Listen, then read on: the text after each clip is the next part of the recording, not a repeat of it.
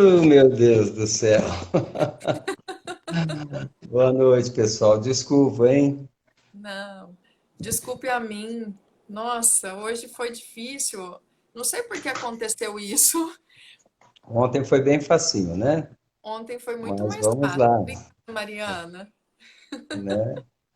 Vamos aproveitar o tempo. Desculpem, viu, pessoal? Tá? Eu nem tinha Instagram, fiz ontem aqui o Instagram, mas estava te ouvindo. Obrigado pelas palavras carinhosas, viu, Patrícia? Também o apreço que eu tenho por você, seus familiares, e é uma honra poder dividir aqui esses minutos, né, que nos restam com os internautas, né? Todos amigos, né? Todas as pessoas do bem, tá? Então, sem mais delongas, vamos começar, né, Patrícia? Vamos ao tema, né? Deu certo. É a ansiedade ficando apurada, como disse a Célia. É verdade. A gente ontem fizemos um teste, né, doutor, e tinha dado tão certinho, tão Ah, bonitinho. até eu estranhei. Eu também confesso que estranhei. Bom, mas a gente escolheu esse tema exatamente porque é um tema, assim, de tudo que a gente está vivendo hoje, né? Viver uma pandemia não é algo que a gente esperava viver, né? Na nossa vida, pelo menos nunca me passou pela cabeça, né? E quando a gente passa por um momento assim, que é de incerteza, que é um momento que na realidade a gente nunca viveu algo parecido. A gente só vê nos livros de história essas situações, né, da peste, daquelas coisas, e de repente a gente entra no meio desse olho do furacão. E aí eu fiquei assim, muito preocupada, eu confesso, com tudo isso, por a gente ser da área da saúde, dessas incertezas, né? Porque as incertezas, como a gente vive muito buscando o controle das situações da nossa vida, me faz pensar que a gente vai adoecer, né? Não só de Covid, mas também da doença emocional, né? Da doença mental. E por isso que me deu essa preocupação, né? De falar sobre a ansiedade, de atentar as pessoas, na realidade, alertá-las do risco, né? Dessa situação atrelada ao Covid. Então, pensando nisso, eu queria a opinião do senhor a respeito do Covid, né? De tudo isso que a gente está vivenciando. Como que o senhor fala sobre essa situação na nossa cidade, na nossa vida? A gente tem gente da Austrália aqui, doutor. Nós temos gente do Mato Grosso, temos gente da capital, né? Gente do país inteiro aqui, tá? Eu queria que o senhor falasse um pouquinho. Olha, Patrícia, é uma situação nova. Nós tivemos, em 2009, a gripe H1N1, mas nem se compara. A mortalidade dela em um ano foi de 19 mil pessoas e nós já estamos com 200 mil pessoas mortas, né, nessa pandemia. Lá para trás tivemos a gripe espanhola e nós nunca imaginávamos, né?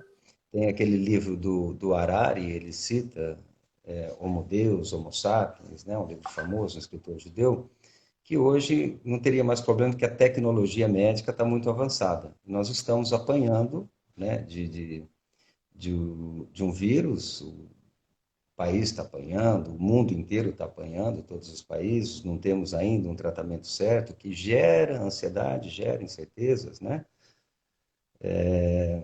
E isso reflete na nossa vida emocional, preocupações e financeira, de trabalho, né? E é o mundo que está sofrendo. E estamos aprendendo tudo que é novo na nossa vida. Você entra na escolinha no pré-primário, né? Agora já não sei como no meu tempo era pré-primário, depois primeiro ano, do pré-primário para o primeiro ano gerava ansiedade, que é uma coisa nova. Essa pandemia está sendo nova para o mundo inteiro. Espero que nós tiramos lições, acredito que vamos tirar. A nossa cidade de Olímpia, eu vejo que está indo bem, né? Nós temos marcadores aqui, até o que eu pesquisei ontem, não tivemos nenhum óbito, graças a Deus, alguns poucos casos confirmados.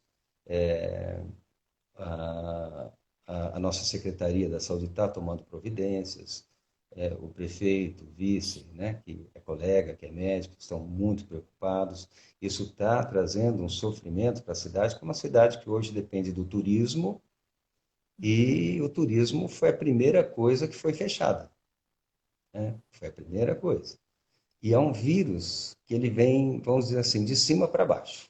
Ele veio, quem trouxe ele para cá? Brasileiros que viajaram para o exterior e estrangeiros que vieram para o Brasil, de uma classe socioeconômica mais alta, e depois ele vem descendo para todas as classes socioeconômicas, né? E o Termas, como recebe gente do Brasil inteiro e até do exterior, acredito que se não tivesse tomado essa medida, né, não só o Termas, temos o Hot Beach também, e a cidade está muito famosa pelo turismo, e as medidas foram tomadas em tempo. Eu sei que dói, né? As pessoas que têm seu comércio, os funcionários, né, dos nossos resorts, mas eu vejo que está sob controle aqui em Olímpia e peço, né, reitero que meu colega falecido, o Dr. Nilton, falou bastante, estava falando aqui nos meios de comunicação, que tenham calma, fique um pouco em casa ainda, né? Mas acredito que vamos superar bem. A Olímpia vai dar exemplo, se Deus quiser. Ai, se Deus quiser. E a gente está vendo aí um avanço muito grande dessa do Covid, né? E a gente pesquisando hoje, eu fiquei surpresa. Nós somos o país mais ansioso do mundo. Meu Deus do céu. Sim, Representa sim. 9% da população que é ansiosa.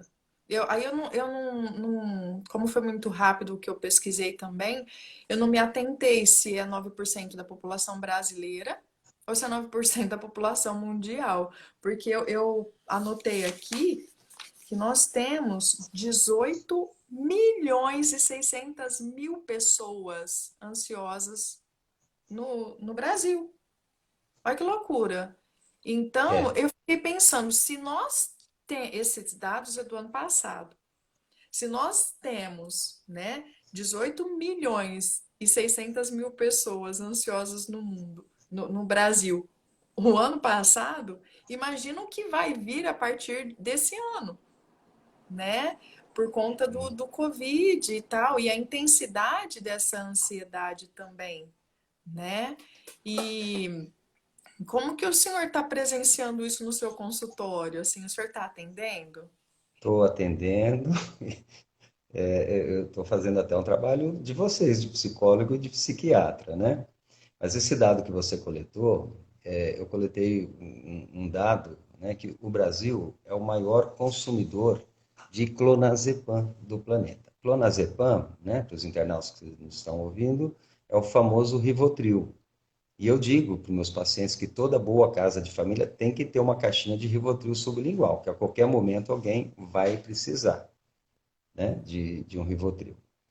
E a ansiedade, né, Patrícia? Nós somos ansiosos. Todo mundo tem ansiedade, né? O que que a gente pode definir da ansiedade, né? Tem uma definição que eu achei bacana, que foi até de algum religioso, que fala é aquela preocupação excessiva que a gente tem em relação ao futuro e que na maioria das vezes não acontece. E a gente sofre muito por isso. Na realidade, é essa inquietação mental que a gente tem e que justamente preocupado com o futuro por um ou por outro motivo, e todos nós temos ansiedade, e ela libera algumas reações do nosso organismo. Reações, nós chamamos de reações somáticas, são reações que vêm por liberação de noradrenalina, cortisol, que são substâncias que fazem subir a nossa pressão, nós aumentamos a frequência respiratória, as mãos ficam geladas, o coração dispara, falta de ar, nós hiperventilamos, né? Aceleramos a respiração e essa aceleração da respiração faz com que a nossa pressão suba mais, a mão fique mais informada e vai evoluindo, às vezes, com uma situação de pânico, com sensação de morte, de busca de um serviço de emergência, né? Que muitas vezes um Rivotril nessa situação, mas tem outras maneiras também para reverter, ajudaria bem. E a ansiedade, ela é problemática quando ela começa a atrapalhar a vida da gente, né? A nossa vida, o nosso bem-estar, o nosso relacionamento com a família, com os estudos, com o trabalho, né? E aí precisa haver intervenção. E esse momento que nós estamos, nesse isolamento, nessa mudança, o medo, né, do corona, dos nossos entes queridos pegarem, de nós pegarmos a doença, né? Então, você me perguntou do meu consultório. Eu tenho visto pacientes que eu conheço, Patrícia, jovens, que não têm pressão alta, eu conheço, há 2, 3 meses atrás vieram consultar, e que estão com o coração acelerado, estão com a pressão alta, estão do crises de hipertensão, né? Sem que tenha outro motivo, simplesmente por essa reação a essa ansiedade, essa situação estressante que nós estamos vivendo, né? E isso provoca uma constrição, né, das nossas artérias, é que nem uma mangueira de água, você aperta o bico, a pressão aumenta. Então, a artéria se contrai e a pressão aumenta, e na maioria das vezes eu não trato com remédio para pressão, eu oriento, tranquilizo o paciente que ele não está correndo risco de morrer, e algumas medicações para bloquear esses efeitos, para reduzir a ansiedade e orientações, né, e psicoterapia, né? Mas muitas vezes não precisa dar o remédio para o coração, né? É surpreendente, né? Porque tudo joga para o organismo e a gente acaba somatizando, né? E o outro problema são aqueles pacientes que já são cardiopatas, já são hipertensos, principalmente aí tem uma leva de pacientes meio idosos que estão descompensando por esse excesso de preocupação e descontrolam pressão e aumentam o risco de um infarto, de um derrame, né? De um AVC. Alguns somatizam pelo aparelho digestivo, gastrite, úlceras, diarreia, e mais essa situação aumenta o risco cardiovascular também. Então, descompensa também. Então, eu acho que mais da metade dos pacientes que eu estou atendendo nesse período são consequências da ansiedade e algumas vezes a depressão associada. E o síndrome do pânico, que é uma variante um pouquinho mais acentuada da ansiedade, né? Ansiedade. Isso é muito triste. E como é um sofrimento do futuro, né? Não dá pra gente prever como vai ser o nosso futuro. Ainda mais numa situação assim, né? Tem uma música do Vinícius, né, que diz: o futuro é uma astronave que tentamos pilotar. A astronave já é uma coisa complicada. Pilotar, né, e o destino dela é incerto, ninguém sabe onde vai dar, né? Todo mundo conhece essa música, né? Essa música ficou famosa com Faber-Castell, né? Numa folha qualquer, eu desenho um sol amarelo, né? Que o Toquinho canta. Mas é uma música, não é para criança, não. Essa música mostra bem, né, a nossa incerteza, insegurança quanto ao futuro e deixamos de viver o presente. Esse que é o problema, né? Nós ficamos aí imaginando o futuro e sem viver o presente. E ele vai, e hoje com as mídias sociais, com os noticiários, isso tem prejudicado muito também. Tenho visto os pacientes muito ansiosos às custas de reportagens, de mídias, de fakes, né? Nós temos que tomar muito cuidado, né, com isso daí.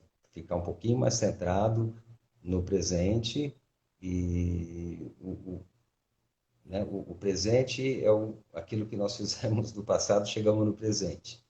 E o futuro vai depender do que nós fazemos no nosso presente, né? Exatamente. Por isso que a gente precisa cuidar da nossa saúde mental também, né? Da nossa saúde física, mas a mental eu vejo que muitas pessoas assim não colocam muita credibilidade, né?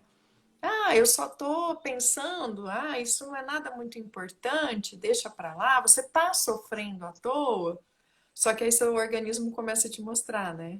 Uma Sim, dor de cabeça, eu vou com dar um ataque eu vou dar cardíaco. eu vou dar um exemplo, né, que eu falo para os meus pacientes esse exemplo.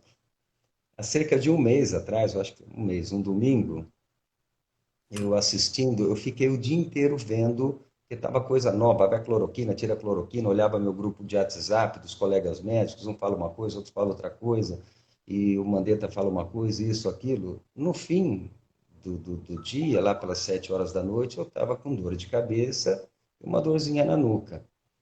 E é muito difícil eu ter dor de cabeça. Eu falei, mas essa dor de cabeça eu conheço, meus pacientes falam que tem essa dor de cabeça. Peguei o aparelho de pressão, eu, que acho que sou calmo, que acho que sou controlado, estava com 17/10 de pressão. Eu não sou hipertenso e não tomo remédio de pressão. Foi um alerta para mim. Aquilo tudo, aquilo que você acabou de falar, a pessoa acha que não está. Eu achei porque eu não exteriorizo. Não estava exteriorizando. A minha pressão foi nesse nível. Eu tenho algumas estratégias de relaxamento. Eu fiquei meia hora fazendo relaxamento, ela caiu para 13/9. Mas antes de dormir, coloquei um Vivotrilzinho também embaixo da língua, que eu fiquei assustado. Mas para mim me ajudou tanto esse pico de pressão para entender melhor os meus pacientes, Patrícia. Eu passo a entender melhor. Para mim foi muito bom. Eu fiquei contente que eu tive uma crise hipertensiva sem ser hipertenso. E eu posso É, passar isso para os meus pacientes, né? isso é até curioso, né? Então, já que o senhor fala assim, eu fico mais feliz, porque eu também, com as minhas crises de ansiedade e de estresse, eu também me vejo normal. Porque eu penso, que bom que eu estou passando por isso, porque eu sei quais são os sintomas para depois conversar com as pessoas, né? E numa dessas crises a gente até conversou, né? Eu até fui no seu consultório, que foi uma crise de labirintite, que não era labirintite, né? Por É, expondo a minha e, situação, era uma crise de estresse. E aí, vendo, né, a partir desse momento, dessa conversa, é importante falar para o pessoal a diferença de ansiedade e de estresse, porque às vezes as pessoas confundem muito, né? Porque os sintomas, alguns deles são parecidos. E eu queria que o senhor explicasse um pouco a diferença entre o estresse e a ansiedade. A gente conversou sobre o estresse a semana passada, mas eu acho que é muito válido a gente fazer o comparativo.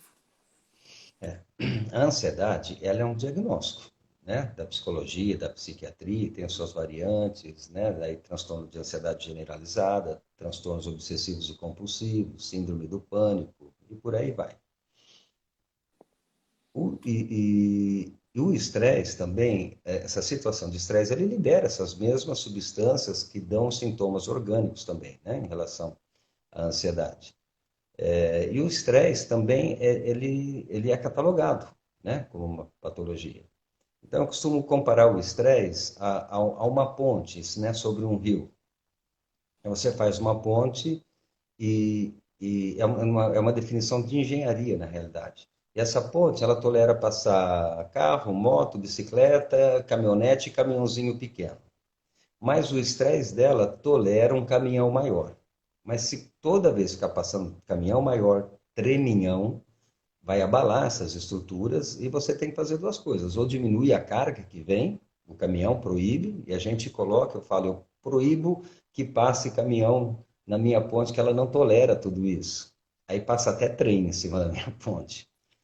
Ou você reforça a ponte. Ou seja, ou nós melhoramos para tolerar o estresse, porque ele vai vir, né? Então, tem o estresse agudo, né? E tem o estresse, que é o transtorno do estresse pós-traumático. Por exemplo, você sofreu um acidente, um assalto, alguma coisa, sempre aquela lembrança vai te trazer, vai ativar no seu cérebro, numa determinada região dele, a liberação dessas substâncias e você vai passar mal, né? Aí um tratamento com terapia, com medicamentos, né? Você conseguir resolver isso, né? E tem o mais comum, que é o que nós estamos passando agora, que é o estresse agudo, essa situação. Esse estresse agudo, estresse familiar, relacionamento familiar, a perda de um emprego, a queda do salário, esse momento econômico que nós estamos vivendo, né, sem certeza, um funcionário está ali, ele trabalha numa pousada, não tem cliente, ele vou perder o emprego, então isso gera um estresse. Se a pessoa tem já uma ansiedade maior que o normal, ela vai sofrer mais. Se ela tem uma tendência à depressão, né, a ansiedade, a depressão, são doenças característica genética, familiar, nós herdamos dos nossos pais, dos nossos avós, e o nosso meio ambiente que a gente vive. Então, o meio ambiente está meio conturbado, né? Então, uns vão sofrer mais ou menos com o estresse, né? Mas o estresse, no final das contas, ele vai dar reações também semelhantes às crises de pânico da ansiedade, né? Quando libera toda aquela substância, procura, a pessoa sente o organismo, né? Ou entra para quadro depressivo, desanima, perde vontade, perde ânimo, né? Vai para a bebida, são coisas que são desencadeadas por esse estresse. Então, o estresse nós temos que saber conviver com ele, né? Quanto mais preparado nós estivermos, né? Tem pessoas que são muito tranquilas, o mundo desaba, ela está bem e dá a volta por cima. Quando teve aquela crise econômica lá para trás, eu fiquei impressionado com um dos maiores acionistas da Volks, né? Lá na Alemanha, o segundo homem mais rico da Alemanha, porque perdeu, caíram venda, alguma coisa, caiu a ação, ele cometeu suicídio. Ficou estressado, sim. O tataraneto dele vai, se não trabalhar, vai ter uma boa condição socioeconômica. Então você vê que ele pega pessoas de qualquer nível, cultural e socioeconômico, né? Temos que tomar cuidado com o estresse. Né? É, é, eu aprendi também que a ansiedade é o único transtorno que ele é aprendido, né? Então, além de ter um fator genético, você pode aprender a ser ansioso. E é muito Sim, interessante porque é uma característica da minha família, a ansiedade, né? Sem expor, mas já expondo. Meu pai não tem unha, de tanto que ele cutuca a unha dele, né? Tem um nome, onefagia, onicofagia, alguma coisa isso, assim. que começa a cutucar a unha e tal, e É, até que, meu Deus, não tem unha, não tem cutícula e nada. E eu sou muito ansiosa também. E meu filho é ansioso, meu mais velho. E o termômetro da ansiedade do meu mais velho sou eu. Então isso é muito complicado, porque às vezes eu estou irritada, eu tenho, eu trabalho em dois lugares, além disso a gente tem a casa para cuidar, tem dois filhos, tem marido, tem comida, enfim, o que toda mulher tem. E quando eu percebo que meu pico de ansiedade está muito alto, onicofagia. Obrigada, Mariana. Sua filha é eu ia uma, pedir uma ajuda para grata. ela. Onicofagia, Obrigado, exatamente. Mar.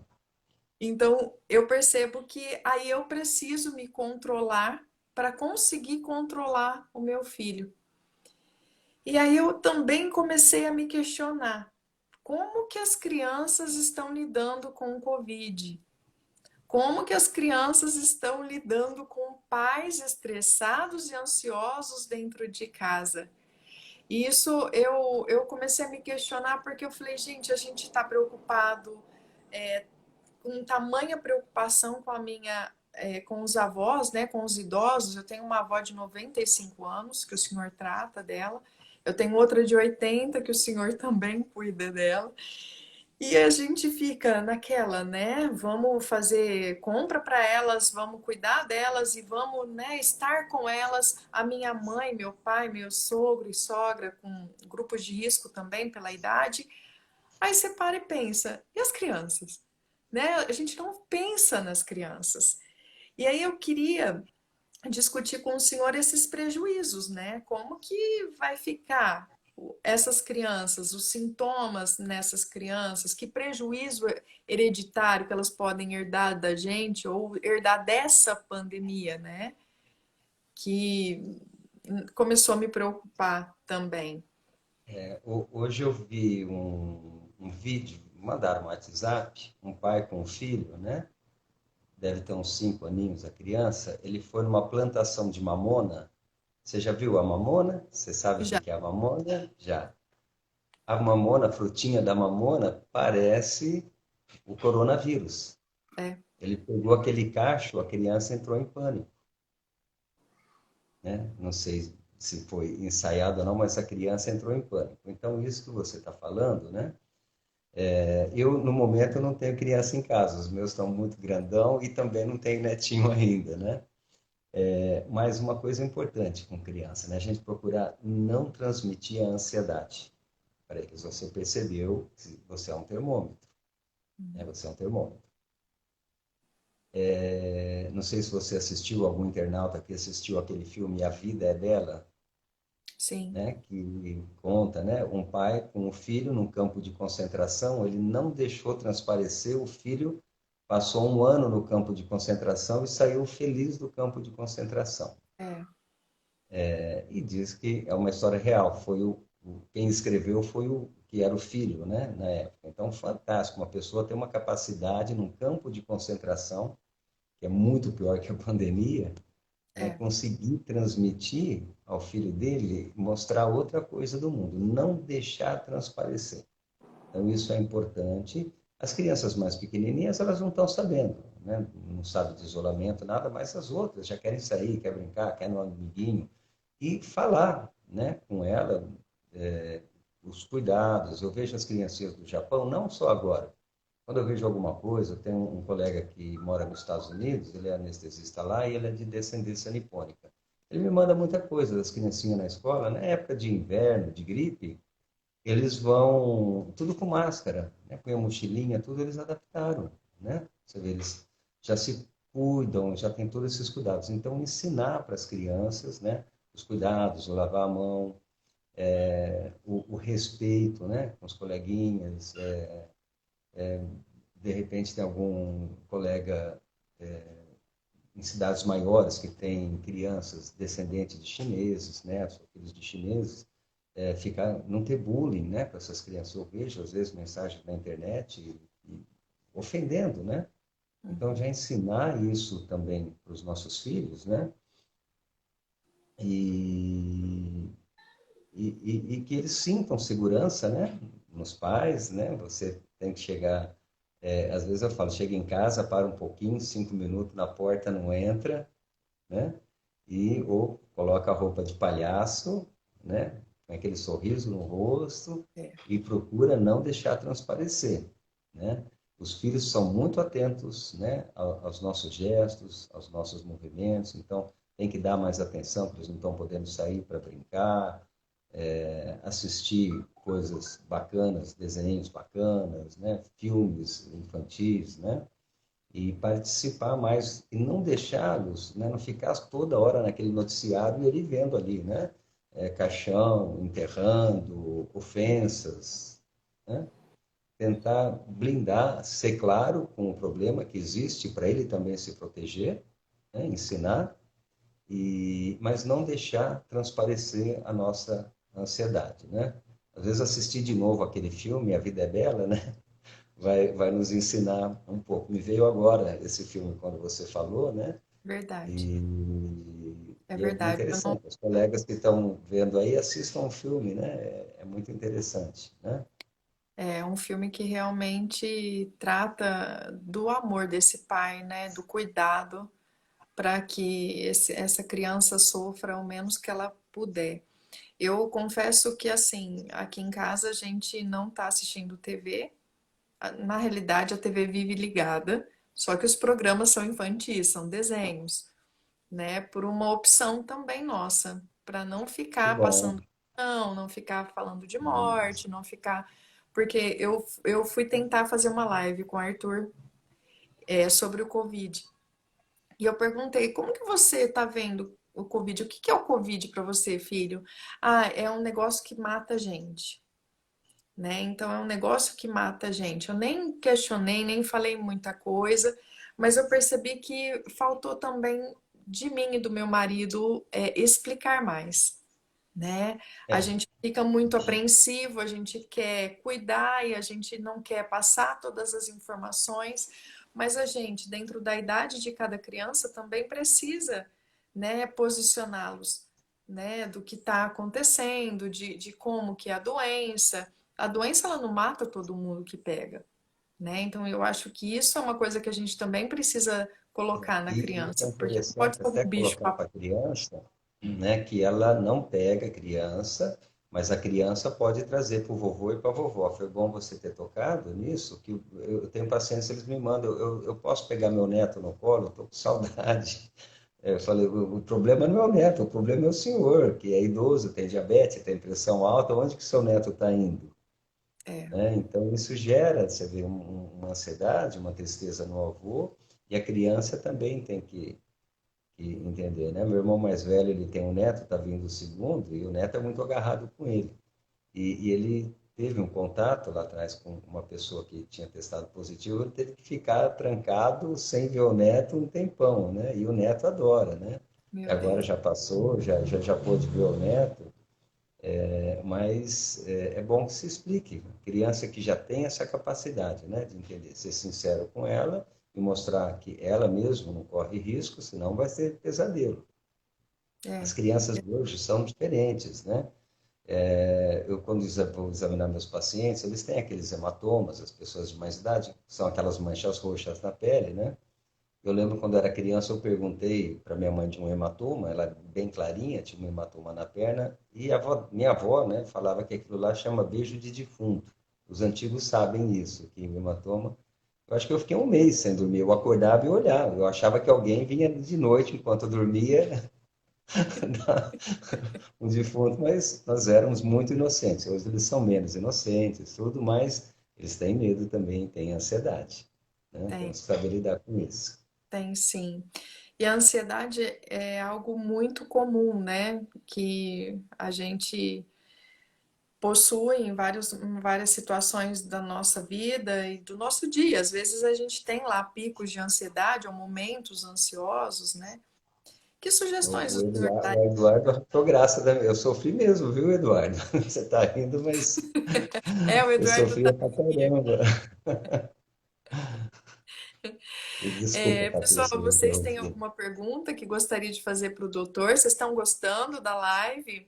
Coloca aí no chat para a gente. Vamos interagir com a gente. Ah, obrigado. Agora o Eduardo tá tendo compaixão com a minha dor da criança. Obrigado, Eduardo. Ai, Mas, Deus. Bom, vocês vão colocando as perguntas que daqui a pouquinho a gente faz, né? A gente começa a conversar sobre elas. Se vocês tiverem, é interessante porque aí interage, né? é, A minha, uma outra coisa que eu tenho visto, até o padre Ivanaldo também me mandou, ele é psicólogo, né?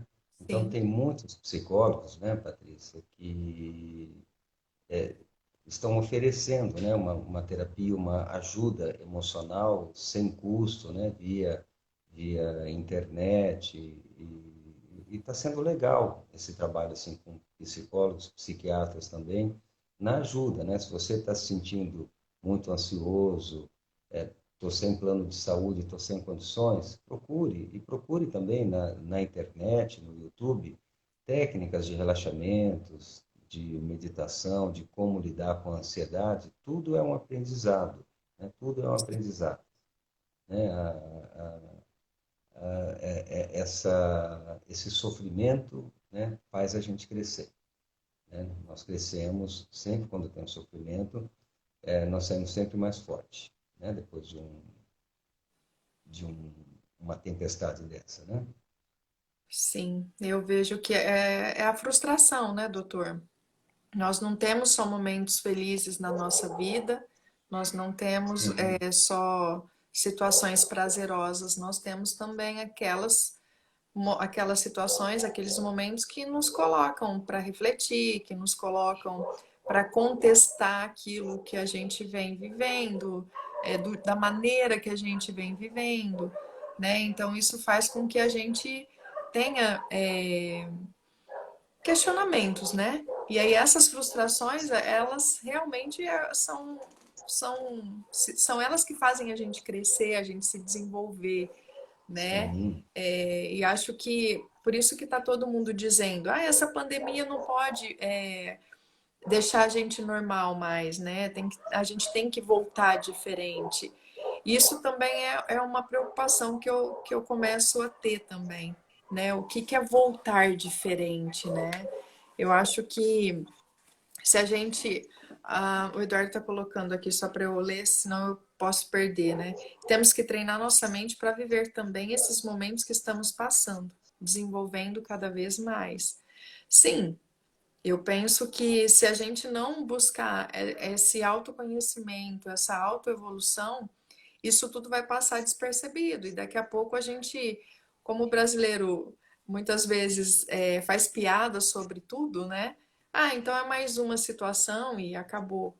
Eu acho que esse é o melhor momento para a gente poder refletir sobre a gente, sobre o nosso comportamento, como a gente está sendo como pessoa, a gente está realmente parado hoje, então a gente vai decidir criticar ou a gente vai decidir olhar para a gente, olhar para o outro de outra forma, porque o outro também está precisando da gente, seja numa conversa, seja na necessidade de ajuda com a alimentação, com a escuta, né, como o senhor colocou dos psicólogos, né, eu também me dispus a fazer essas lives para também dizer, eu estou aqui se precisarem de mim, eu estou disponível e disposta a conversar, porque quando a gente abre uma opinião para o público, assim como está agora, também é um risco, né, do julgamento, da crítica, sei lá, do gostar ou não gostar. Então eu vejo que tudo isso serve como uma evolução para a gente, se a gente souber olhar com bons olhos para tudo isso. Exatamente. Nós estamos tendo alguma oportunidade, aqueles que estão ficando mais em casa, a primeira semana eu fiquei totalmente em casa, depois meio período, reduzi bem o horário de trabalho. É uma oportunidade de a gente começar a se conhecer melhor, né? O convívio, né, com a família também, que às vezes era tão difícil, só um fim de semana, aproveitar esses momentos para crescimento, né? Para crescimento. Infelizmente, aqui no Brasil nós estamos passando um momento difícil que o mundo está passando, né? E não está havendo uma concentração de força, de energia, né? Dos nossos governantes para a solução. Então, o que nós estamos vendo aqui, na minha opinião, está se criando mais problema em cima de um problema grave. Em cima Sim, de um problema grave. Isso me entristece muito. Eu faço oração todo dia para os nossos governantes. Eu peço que Deus dê a eles bênçãos de amor, de compaixão, de sabedoria para lidar com a situação, de fraternidade, né?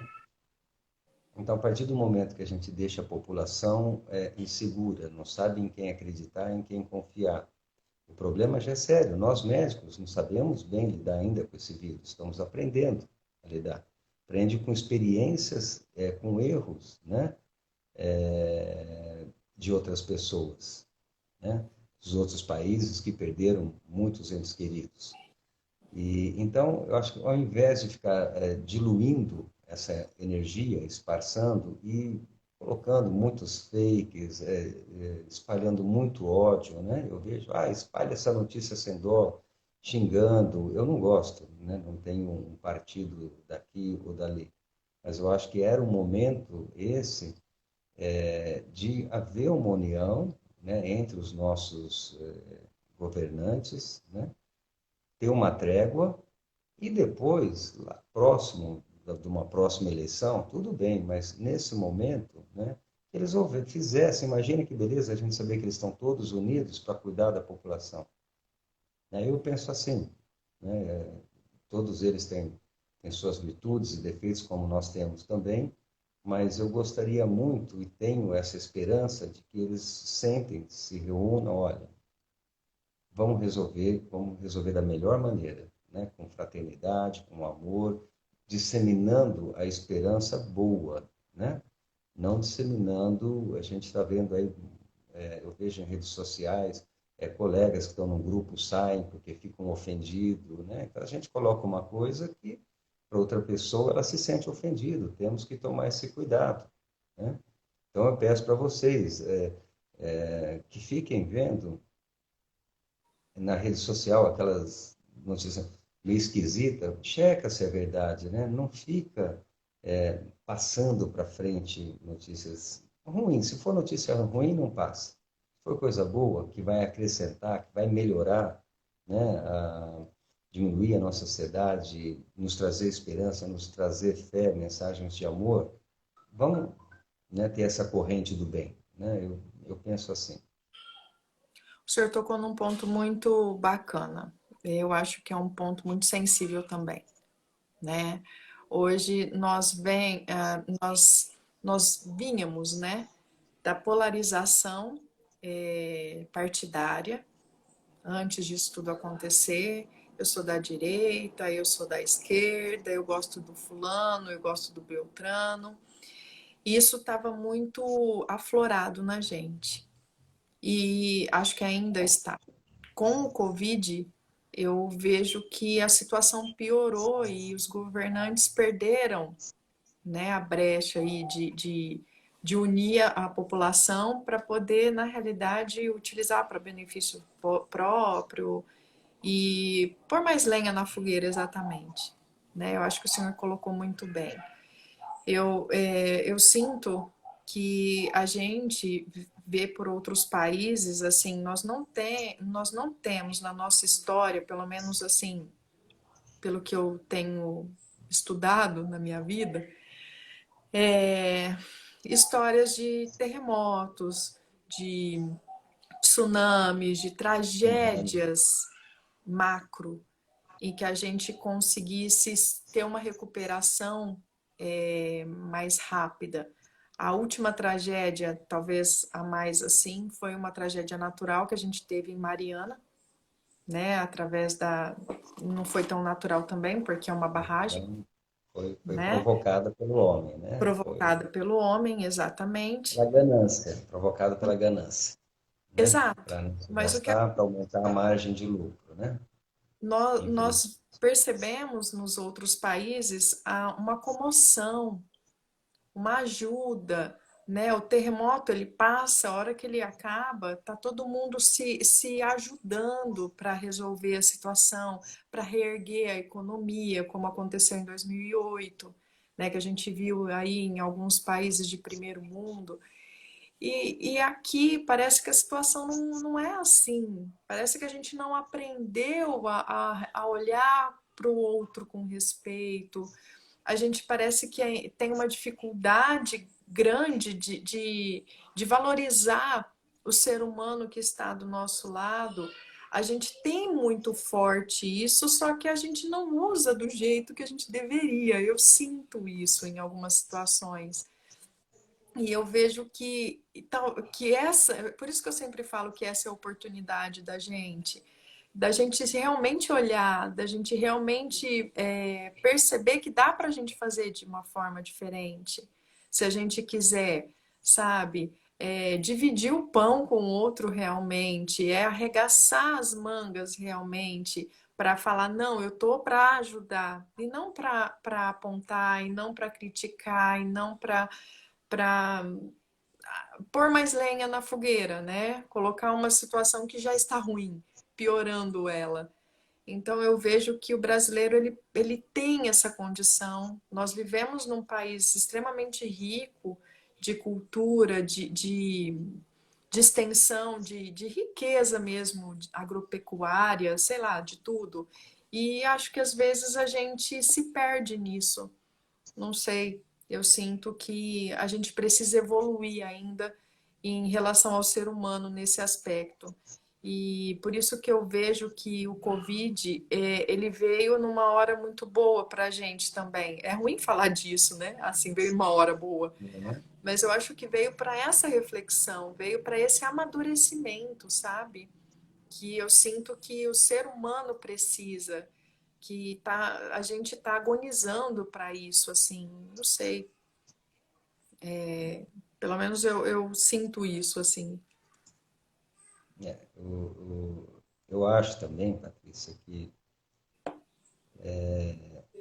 quando eu passei minha adolescência numa cidade que chama Mirandópolis, e lá tinha um senhor, né, e ele se auto-intitulou Profeta Gentileza.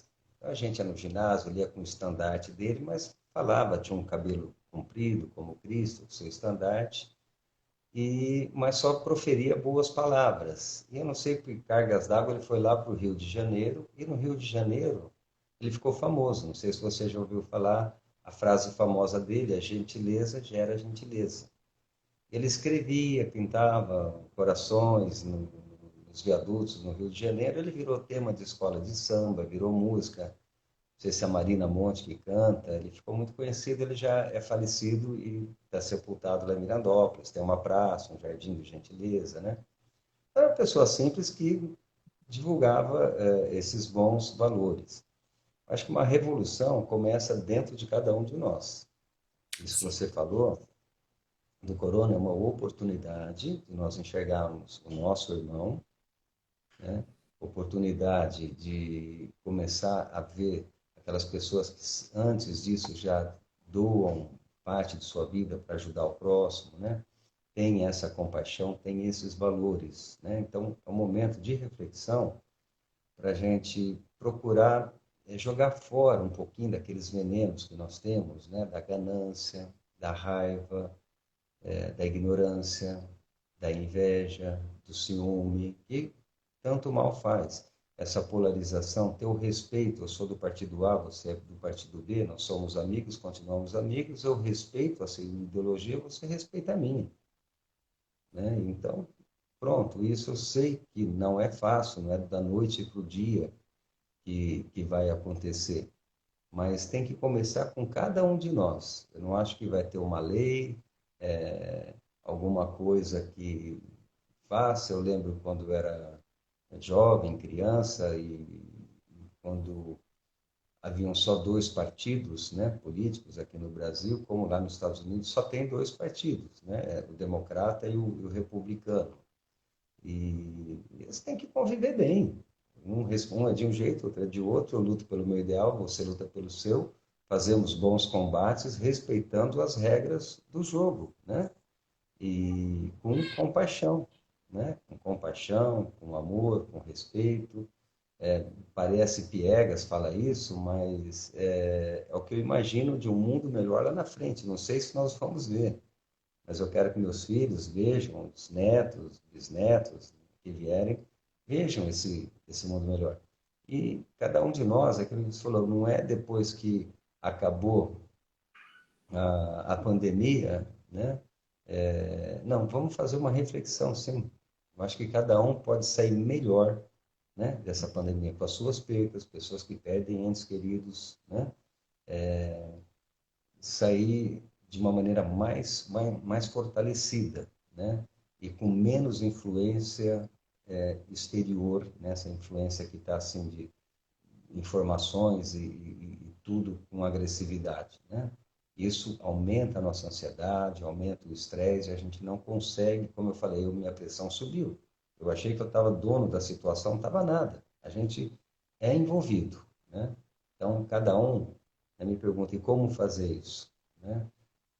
Procurar se informar, não se influenciar assim, rapidamente, cuidado no gesto, cuidado no que fala, cuidado no que escreve, sem ofender. Se a gente começar, eu não quero ofender o próximo, já está muito bom, né? Está muito bom.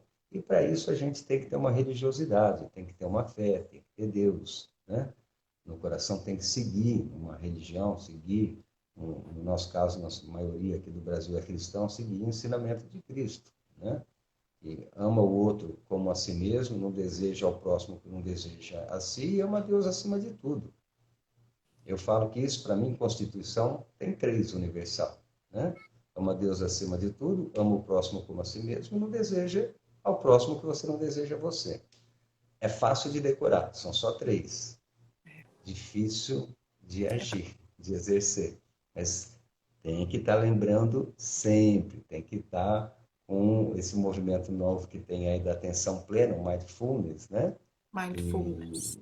E, e é uma técnica da psicologia para a gente estar atento a esses bons valores, né? Senão